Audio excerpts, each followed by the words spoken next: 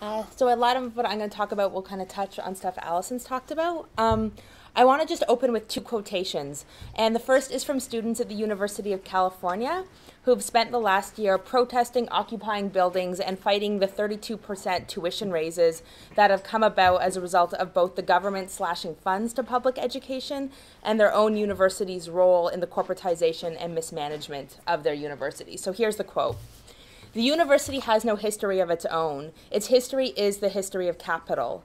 Though not a proper corporation that can be bought and sold that pays revenues to its investors, the public university nonetheless carries out this function as efficiently as possible by approximating ever more closely the corporate form of its bedfellows. The second quote comes from my cousin, who is a hedge fund banker in New York City.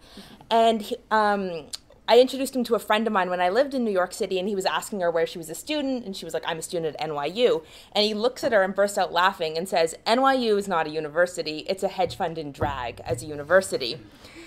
And at the time, I remember thinking like how great it was that I actually was at a public institution and not going to school at a hedge fund in drag.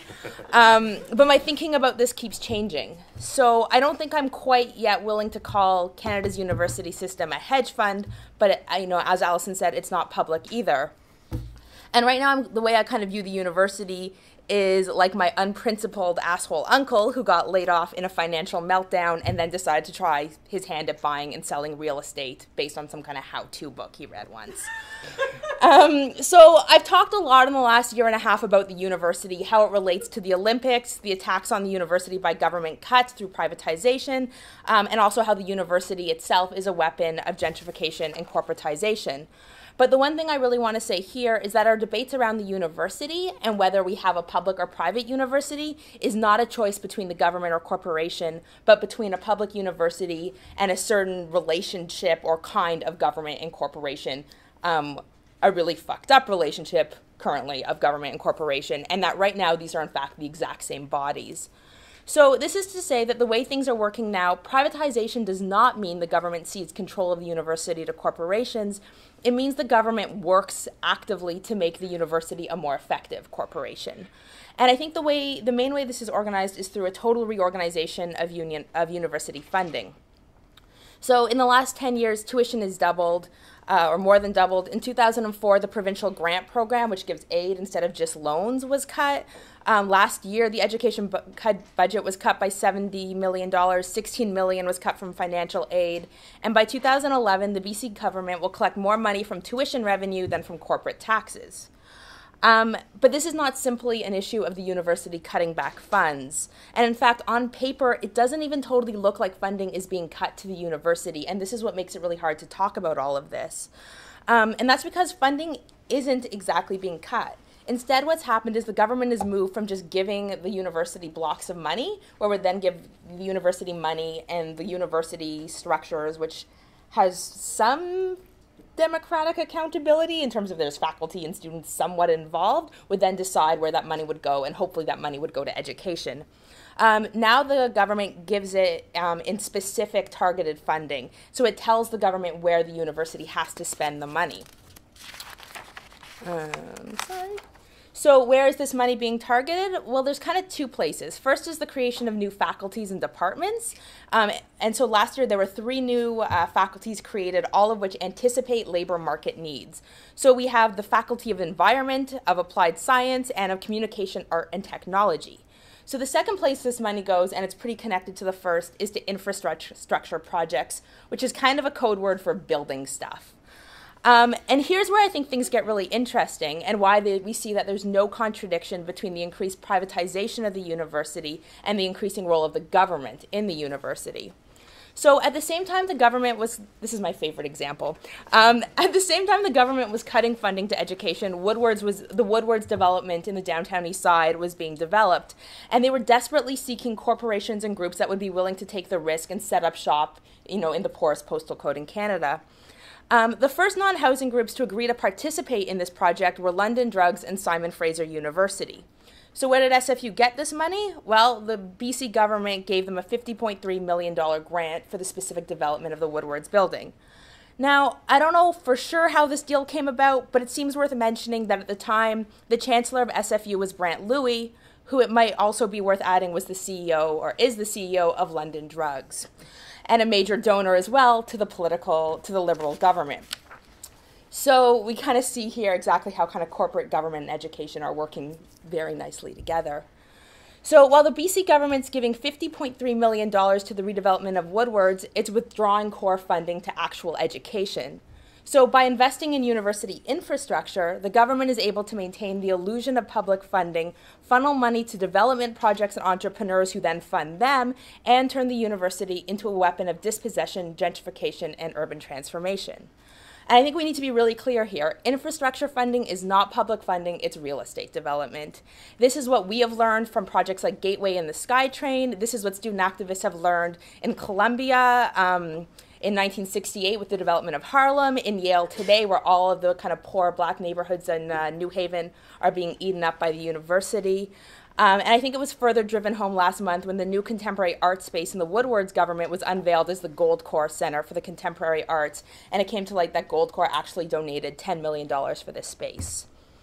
So, and I think this is where we need to be clear. The problem is not that there are corporate interests in the university. The problem is much larger. So after Brant Louis stepped down around 3 weeks ago, SFU announced that we have a new chancellor. And our new chancellor's name is Carol Taylor. So I don't know how many of you know who Carol Taylor is, but she was essentially the brains behind Campbell in his last government. So in 2005, last time we were all in bargaining, it's Carol Taylor who found $1 billion to give out as signing bonuses for all the workers whose contracts were up, as long as they signed by a certain time and agreed to have their contracts go past the Olympics. So this $1 billion effectively bought labor silence and complicity during the Olympics. It allowed the government to not bargain, right? Because everyone was like, here's $3,000, just sign this. And everyone was like, okay, done. And so everyone's contracts were brutal. And now that all of our contracts are up for renegotiation, again, the government can plead poverty because the Olympics, shockingly, went over budget. So clearly, if the government can find $1 billion, we're not talking about fiscal conservatism here. We're talking about a really deliberate reshuffling of funds and organization of wealth. So back to Carol Taylor, the first thing she said about why she was really excited to be the chancellor of SFU was that she wanted to open up debates around healthcare and privatization. Taylor, it's worth noting, is also on the board of TD Canada Trust and Bell Canada. So clearly here, the movement from the CEO of London Drugs to the ex-finance minister of Campbell's government is not a break or a movement from private to public. Brant Louis and Carol Taylor are the same thing. It's not just that the government and corporations are in bed together, but that there's only one person in bed. So the entire structure of the university is tied up in the corporate structure. I just want to tell you about two members of our board of governors. Robert Elton is the CEO of BC Hydro. He has worked for PricewaterhouseCoopers and Eldorado Gold Corporation, a corporation notorious for helping China colonize Tibet through economic development, i.e. mining. Another member, Anne Giardini, was the president of Weyerhaeuser, a forestry company who have been illegally logging First Nations land of Grassy Narrows, where there's currently an 8-year blockade that's been going on. These are the people that are running the university. So I don't think we should be surprised when we walk through the halls of Harbour Centre and find rooms named RBC Dominion Securities Executive Meeting Room, Paperboard Industries Language Lab, West Timber Conference Room, Souter Industries Policy Room, Fletcher Challenge Canada Theatre, Royal Bank Computer Centre, Terrasson Cinema, Labatt Hall, Canfor Policy Room, Canadian Pacific Lecture Room, Barrick Gold Lecture Room, and so on and so on and so on. These are the names that are decorating the hallowed halls of our university. What makes this situation so frustrating is that we have moved from a system where corporations are taxed, and that money then goes into public services, to a system where corporations are not taxed, give donations to public services, get free publicity, and then get to write off those donations as tax credits. We pay twice, corporations don't. These are corporate-lined halls in a corporate-run university in a corporate-run state. The transformation of the university into a tool of gentrification and displacement, their accepting of money from human rights violators like Goldcorps, but also like RBC and Barrick, are all part of the same problem. So do we need to demand that our universities be well-funded so we don't need money from private investors? Yes. Do we need to demand that the money be given as block grants and not with conditions attached to it? Yes. But that is not enough. The history of the university is the history of capitalism. And this is why it is so important that we continually link struggles for public education to struggles against gentrification, against global injustices, and for Indigenous self-determination. As long as our board of governors are run by CEOs of companies that violate human rights, we do not have a public university. As long as our halls are named for those companies, we do not have a public university. And as long as our universities remain tools of the labor market and weapons of gentrification, we do not have a public university. It is only if the university becomes a democratic institution run and operated by the communities it serves that we can begin to speak of a public university.